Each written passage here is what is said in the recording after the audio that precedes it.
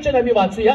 चातुर्याची ओळख करत असताना कशा पद्धतीनं हा व्यक्ती त्या आपल्या जीवनामध्ये प्रभूचे आशीर्वाद तो अनुभवतो. आणि म्हणून म्हटलं, भोळ्यांनो तुम्ही चातुर्याची ओळख करून घ्या.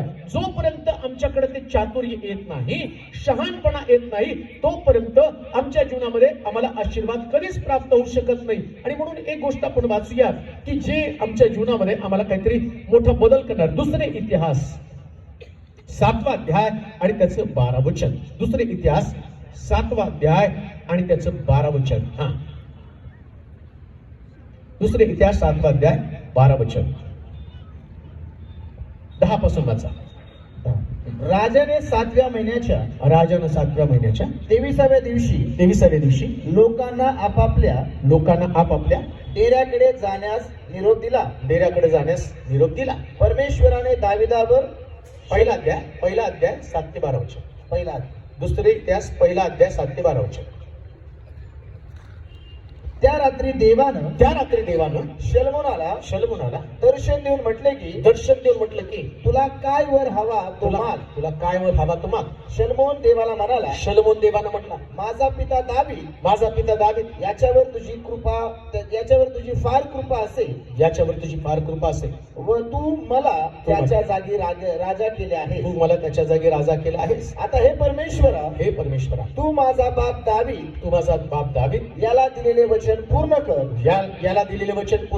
मातीच्या रचकणाप्रमाणे संख्येने विपुल अशा प्रजेवर तू मला राजा केले आहेस. या प्रजेसमोर वागण्यास मला आता चातुर्य व ज्ञान दे. तुझ्या एवढ्या मोठ्या प्रजेचे शासन कोणाला करता येईल. देव शलमोनाला म्हणाला, ज्या अर्थी असा तुझा मानस आहे, म्हणजे तू धनसंपत्ती व ऐश्वर्य हे मागितले नाही. आपल्या वैऱ्यांची प्राणहरण करण्याची अथवा दीर्घायुष्य होण्याची मागितले नाही. तर ज्या लोकांवर मी तुला राजा नेमले आहे, त्या माझ्या लोकांचे शासन करण्यासाठी चातुर्य व ज्ञान एवढेच तू स्वतःसाठी मागितलं. त्या अर्थी चातुर्य व ज्ञान हे तर तुला देतोच.